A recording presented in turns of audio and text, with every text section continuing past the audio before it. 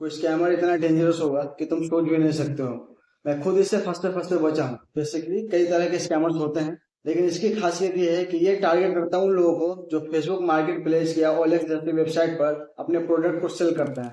हाँ, तो होता यह है कि स्कैमर खुद तुम्हारे मार्केट प्लेस के प्रोफाइल पर आएगा और कुछ सामान ऑर्डर करेगा। जनरली ये अमाउंट 2,000 से लेकर 10,000 के आसपास का होता है, लेकिन इन सम केसेस 50,000 या उससे भी ज्यादा तक के फ्रॉड केसेस रजिस्टर हो चुके हैं।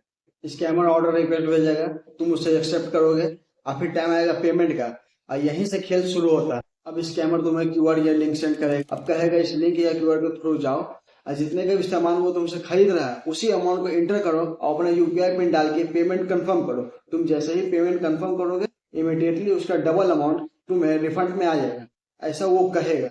ऑब्वियसली तुम ये काम नहीं करोगे। फिर वो दुनिया भर के बहाने बनाएगा। वो कहेगा पेमेंट वेरिफिकेशन करना होता है, सिक्योरिटी रीजंस है, कंपनी पॉलिसी है और भी बहुत कुछ, लेकिन ये सब फेक है। लास्ट में बोलेगा चाहो तो 1 रुपया भेज कर ट्राई कर लो।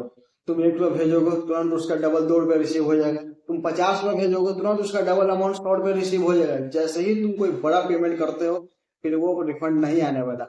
बेसिकली वो ये करता है कि तुम्हारे ट्रस्ट को बिल्ड करता है। जैसे ही उसने ट्रस्ट बिल्ड कर लिया, तुम बड़ा अमाउंट ट्रांसफर करोगे फिर उसके बाद रिफंड नहीं आएगा। और हमेशा याद रखना, पेमेंट करने के लिए यूपीआई पिन एंटर करना होता है, ना कि पेमेंट को रिसीव करने के लिए।